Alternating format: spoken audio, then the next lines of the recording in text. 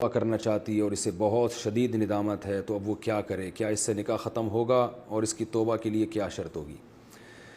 زنا بہت بڑا جرم ہے۔ قرآن میں اللہ نے فرمایا یہ اپنی خواہش پوری کرنے کا بہت برا راستہ، اور کنواری لڑکی کا زنا کرنا بہت بڑا جرم، شادی شدہ کا تو اور بھی بڑا جرم، اور مرد کا زنا کرنا بھی بہت بڑا جرم، عورت کا زنا کرنا اس سے بھی بڑا جرم ہے۔ تبھی اللہ نے جب زانی کی سزا بیان کی ہے نا، تو عورت کا ذکر پہلے کیا۔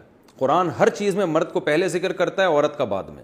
چور کا ہاتھ کاٹنے کی باری آئی تو اللہ نے فرمایا چور مرد کا بھی ہاتھ کاٹو اور چور عورت کا بھی ہاتھ کاٹو، یہاں مرد کا ذکر پہلے، عورت کا بعد میں۔ لیکن زنا کی جہاں بات آئی، اللہ نے فرمایا زانیۃ والزانی فجلدوا کل واحد منہما مئۃ جلدہ، زنا کرنے والی عورت کو بھی 100 کوڑے مارو اور مرد کو بھی۔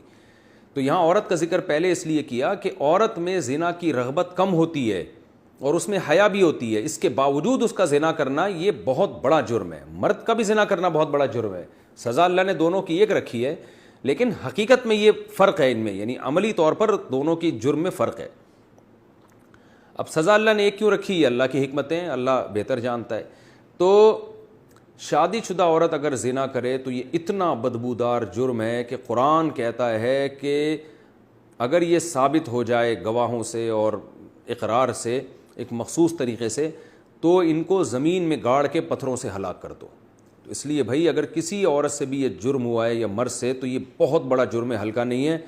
اب اسلامی حکومت نہیں ہے، لہذا اللہ نے پردہ ڈالا ہوا ہے اگر جرم کے اوپر، تو اب سزا تو جاری نہیں ہوگی رجم والی، اور وہ اپنے اوپر خود سے جا کے جاری کروانا بھی کوئی شریعت میں اچھا کام نہیں ہے۔ اب یہ ہے کہ چھپ کے گڑ گڑا کے اللہ سے بہت زیادہ توبہ کرے۔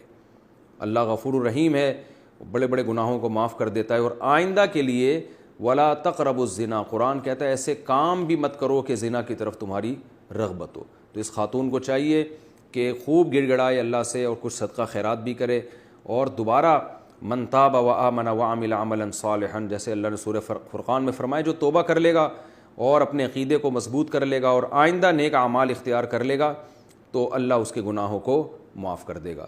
تو ان کو چاہیے خوب اللہ سے توبہ کریں اور آئندہ کے لیے اپنی زندگی تبدیل کر دیں۔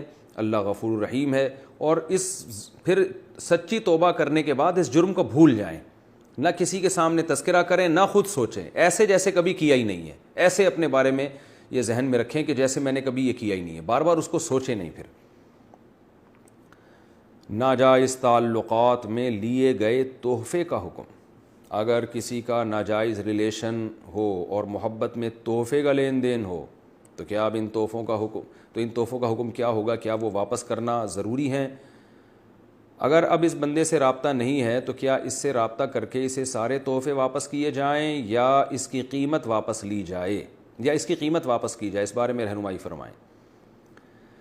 دیکھیں، اگر کسی سے خدا نخواستہ ناجائز تعلق تھا تو اس نے جو گفٹ اس تعلق کو پیدا کرنے کے لیے دیے، یعنی کسی نے کسی عورت کو گفٹ دیے، نیت اس کی یہ تھی کہ تاکہ اس گفٹ سے یہ میرے ساتھ ناجائز تعلق رکھے، اور خاتون نے بھی لیے اسی نیت سے کہ بھئی میں اس لیے لے رہی ہوں تاکہ میں اس کی خواہش پوری کروں، اس کے ساتھ ناجائز تعلق رکھوں، تو پھر تو یہ گفٹ کا لین دین بالکل حرام تھا، اور اس خاتون کے لیے اس گفٹ کا استعمال جائز نہیں ہے، اس کو صدقہ کر دیں وہ، یا اس گفٹ کو یا اس کی قیمت کو۔